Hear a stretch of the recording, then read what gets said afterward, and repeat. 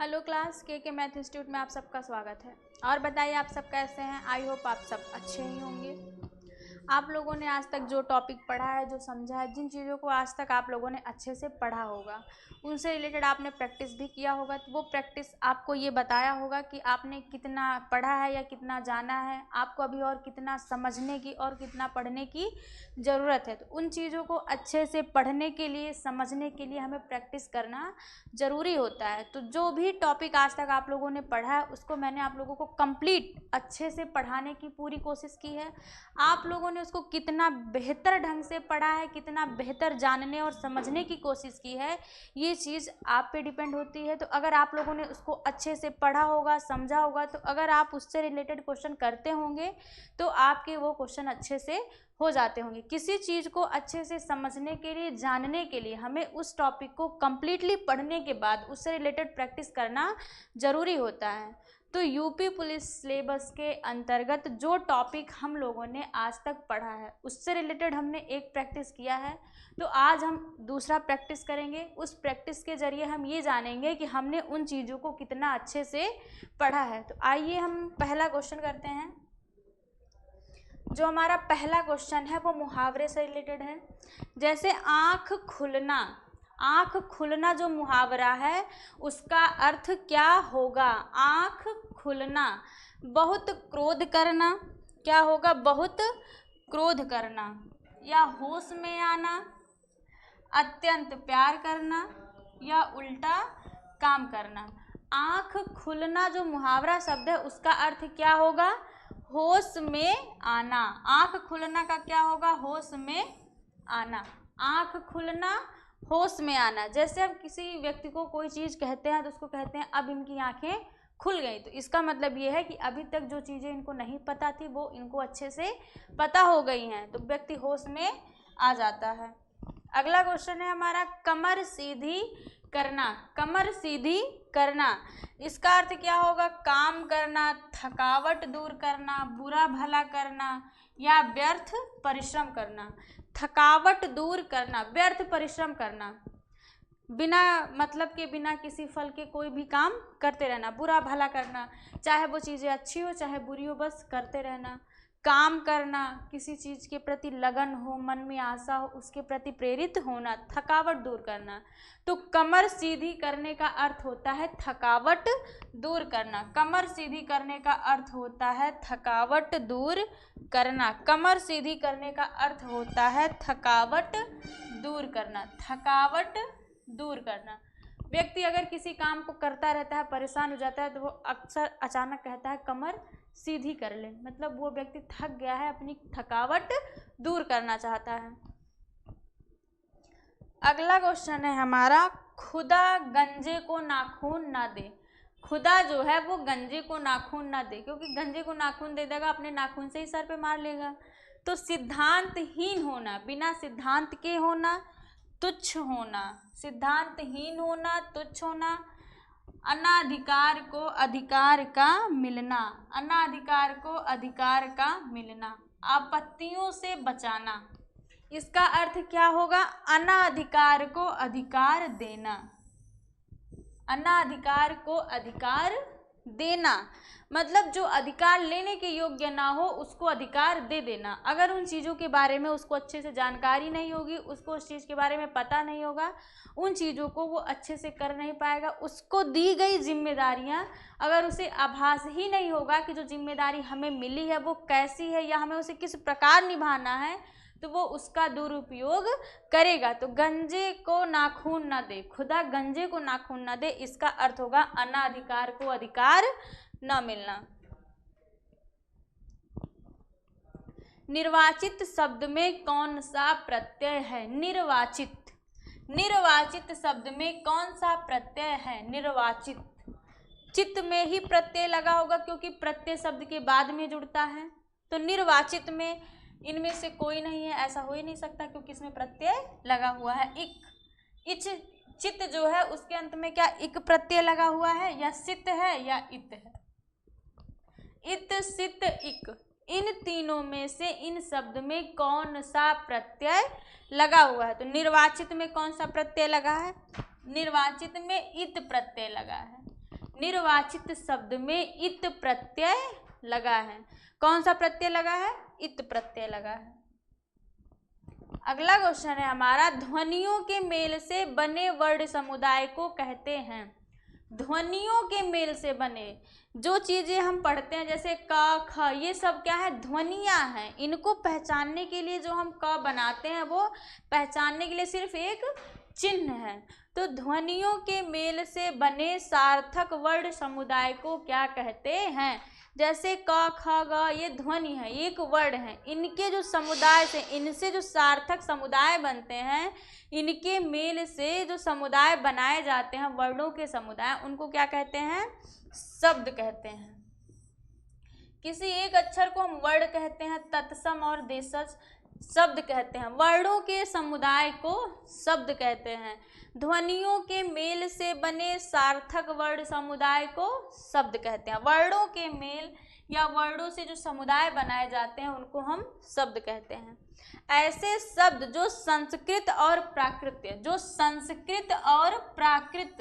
से विकृत होकर हिंदी में आए हो, संस्कृत और प्राकृत से विकृत होकर हिंदी में आए हो, वह कहलाते हैं। जो शब्द संस्कृत और प्राकृत से विकृत होकर हिंदी में प्रयोग किए गए हों वो शब्द क्या कहलाते हैं? वो शब्द क्या कहलाते हैं? तत्सम कहलाएंगे, तत्सम शब्द कहलाएंगे, या फिर तद्भव कहलाएंगे, देशज या विदेशी। इन चारों में से क्या कहलाएंगे? संस्कृत और प्राकृत से विकृत होकर जो शब्द हिंदी में आए हों वो तद्भव शब्द कहलाते हैं। वो क्या कहलाते हैं? तद्भव कहलाते हैं। जो संस्कृत और प्राकृत से विकृत होकर हिंदी में आए हों वह तद्भव कहलाते हैं। अगला है हमारा, जिस छंद के पहले और तीसरे चरणों में 13 मात्राएं, जिस छंद के पहले और तीसरे चरणों में 13 मात्राएं हों तथा दूसरे और चौथे चरण में 11 मात्राएं हों। दूसरे और चौथे चरणों में 11 मात्राएं होने के साथ साथ तुक मतलब विराम, तुक अवश्य लगा हो, उसे क्या कहते हैं? जिन चरणों के, जिन छंद के पहले और तीसरे चरण में 13 मात्राएं हों, दूसरे और चौथे चरण में 11 मात्राएं हों और उनके साथ साथ तुक मतलब विराम अवश्य लगा हो, वो क्या कहलाते हैं? सोरठा, चौपाई, कुंडलिया या दोहा। वो क्या कहलाते हैं?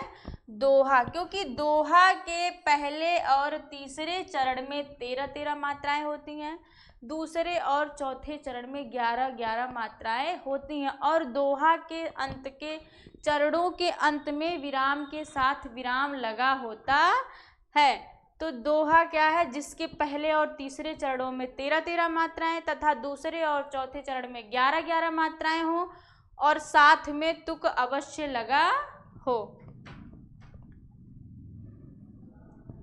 अगला क्वेश्चन है हमारा, निम्नलिखित में कौन सा वर्ण ऊष्म है? ऊष्म व्यंजन कौन सा है? इन वर्णों में से ऊष्म वर्ण कौन सा है? वर्णमाला से रिलेटेड क्वेश्चन है। अगर वर्णमाला आपने अच्छे से पढ़ा होगा, समझा होगा तो ये क्वेश्चन आपको अच्छे से समझ में आ रहे होंगे। तो निम्नलिखित में से कौन सा वर्ण ऊष्म वर्ण है मतलब ऊष्म व्यंजन है? कौन सा इसमें ऊष्म व्यंजन है? या, र, मूर्धन्य श या च, या है, र है, च है या मूर्धन्य श है। इनमें से ऊष्म वर्ण कौन सा है? तो ऊष्म वर्ण हमारा क्या है? मूर्धन्य स है। ये हमारा क्या है? ऊष्म वर्ण है, ऊष्म वर्ण है। निम्नलिखित में कौन सा शब्द पुल्लिंग है? निम्नलिखित में से कौन सा शब्द पुल्लिंग है? सांस, जहाज, पूंछ या जंजीर। इन शब्दों में से कौन सा शब्द पुल्लिंग है? जहाज चलाई जाती है, पूंछ होती है, जंजीर लगाई जाती है। सांस ली नहीं जाती है, सांस लिया जाता है। तो सांस हमारा क्या है? पुल्लिंग शब्द है। सांस क्या है? पुल्लिंग शब्द है। तो पुल्लिंग शब्द क्या है? सांस है।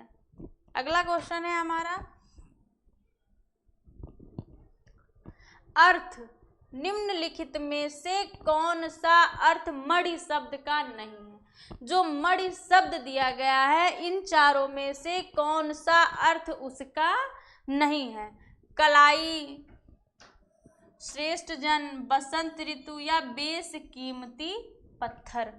इन शब्दों में से कौन सा शब्द ऐसा है जो मणि का अर्थ नहीं है? तो मणि का अर्थ कलाई भी होता है, बेशकीमती भी होता है, बेशकीमती पत्थर। मणि हम श्रेष्ठ जन को भी कहते हैं। तो मणि का अर्थ नहीं है बसंत ऋतु। बसंत ऋतु जो है वो मणि का अर्थ नहीं है। उच्चारण की दृष्टि से माँ कौन सा वर्ण है? उच्चारण की दृष्टि से जो माँ है वो कौन सा वर्ण है? उच्चारण की दृष्टि से माँ कौन सा वर्ण है? अनुनासिक वर्ण है, तालव्य है, मूर्धन्य है या दंतौष्ट है? माँ का उच्चारण करने के लिए हम किस चीज़ का सहारा लेते हैं? उसी के अनुसार हम ये पता कर सकते हैं कि माँ हमारा कौन सा वर्ण है। अनुनासिक वर्ण है या तालव्य है या मूर्धन्य है या दंतौष्ठ है? तो माँ हमारा कौन सा वर्ण है? अनुनासिक वर्ण है, क्योंकि वर्गीय व्यंजन के सभी पंचम अक्षर नासिक या अनुनासिक वर्ण कहलाते हैं। वर्गीय व्यंजन के सभी पंचम अक्षर नासिक या अनुनासिक वर्ण कहलाते हैं, क्योंकि इनका उच्चारण करने के लिए हमें उनके उच्चारण स्थान के साथ साथ नासिका का भी सहारा लेना पड़ता है। इसीलिए म क्या है? अनुनासिक वर्ण है। ल का उच्चारण स्थान है, जो ल वर्ण है इसका उच्चारण स्थान क्या है?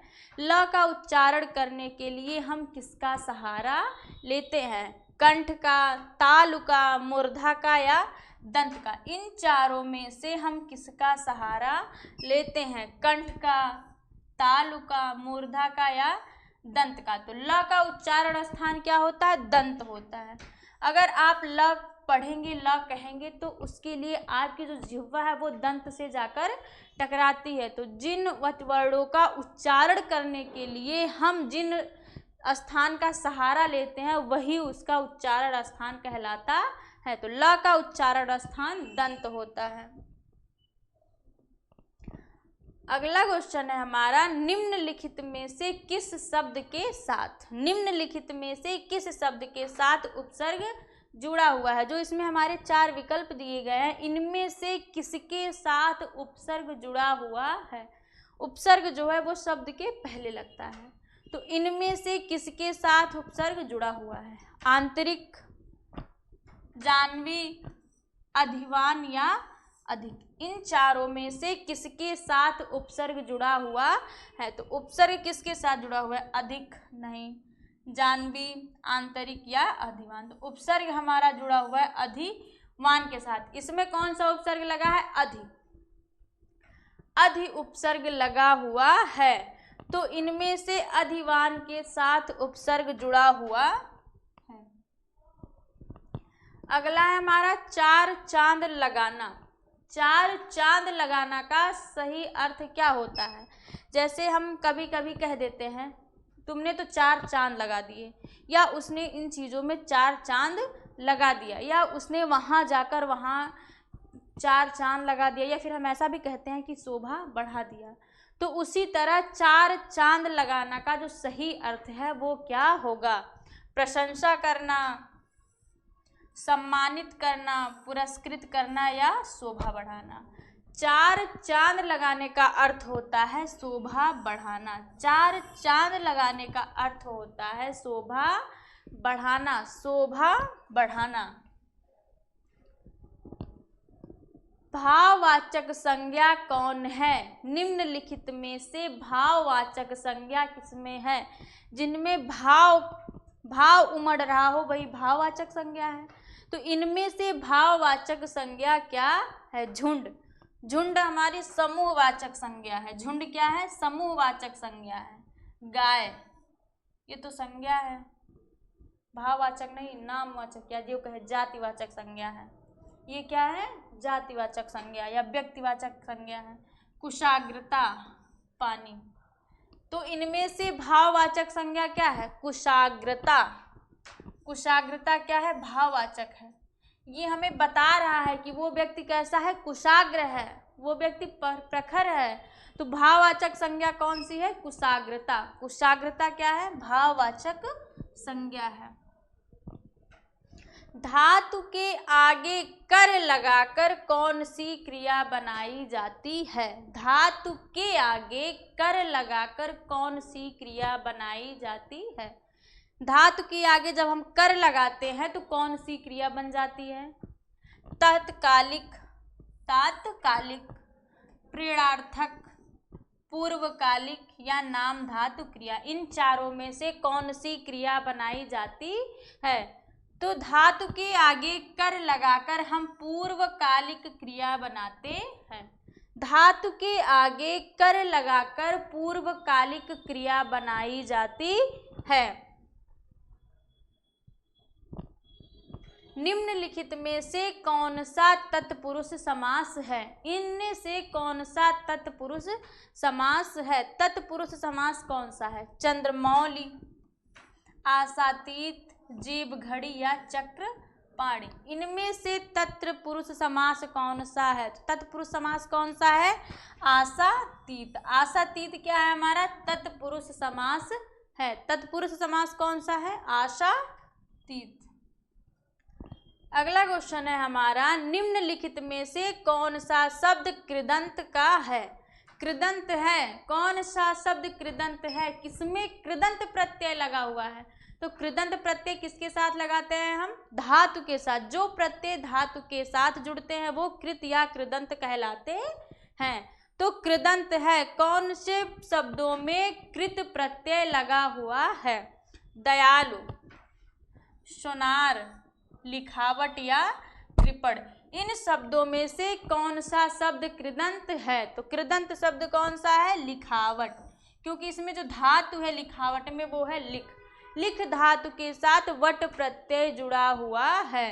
तो लिखावट क्या है? कृदंत शब्द है, क्योंकि जिन शब्दों के साथ कृत प्रत्यय जुड़ता है उन्हें हम कृदंत कहते हैं।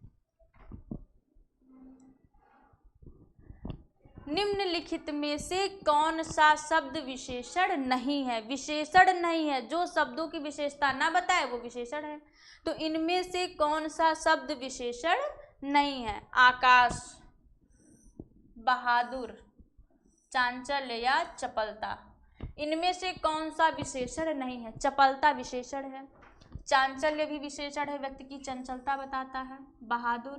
बहादुर या आकाश, इन्हीं दोनों में से कौन सा ऐसा शब्द है जो विशेषण नहीं है? तो बहादुर क्या है? ये विशेषण नहीं है। बहादुर विशेषण नहीं है। इसके बावजूद भी डॉक्टर ने उसे अच्छा कर दिया में इसके बावजूद भी क्या है? ये जो सेंटेंस दिया हुआ है कि इसके बावजूद भी डॉक्टर ने इसे अच्छा कर दिया, इसमें कौन सा है? इसके बावजूद भी क्या है? इसमें जो ये सेंटेंस लिखा गया है इसमें इसके बावजूद भी क्या कहेंगे? इसको हम क्या कहेंगे? ये एक पद है, पदबंध है, या उपवाक्य है, या समस्त पद है। इन सेंटेंस में से जो इसमें शब्द लिखा है इसके बावजूद भी, ये क्या है? ये एक पदबंध है। क्या है? पदबंध है। इसके बावजूद भी डॉक्टर ने इसे अच्छा कर दिया, इसमें इसके बावजूद भी क्या है? एक पदबंध है। तो जो प्रैक्टिस आप लोगों ने आज किया ये एग्ज़ाम में आए हुए हैं जो आप लोगों के लिए अच्छे हैं। अगर आप लोग टॉपिक वाइज अच्छे से पढ़े होंगे, सारी चीज़ों को आपने अच्छे से समझा होगा और जाना होगा, तो आपने ये सारी चीज़ें अच्छे से कर लिया होगा। वर्णमाला और संधि इससे रिलेटेड क्वेश्चन एग्जाम में ज़्यादा आते हैं, चाहे वो यूपी पुलिस का एग्ज़ाम हो चाहे कोई और एग्ज़ाम हो, सब में पूछे जाते हैं। आप लोग अगर टॉपिक को अच्छे से पढ़ते हैं, समझते हैं, तो आप लोगों को प्रैक्टिस करना चाहिए। अगर प्रैक्टिस करेंगे तभी आप अपने को अच्छे से जान पाएंगे। तो आज के लिए बस इतना ही। हम मिलते हैं नेक्स्ट वीडियो में अगले प्रैक्टिस के साथ। जो आप लोगों को बेहतर से बेहतर क्वेश्चन दें। तो आज के लिए आप सभी को धन्यवाद।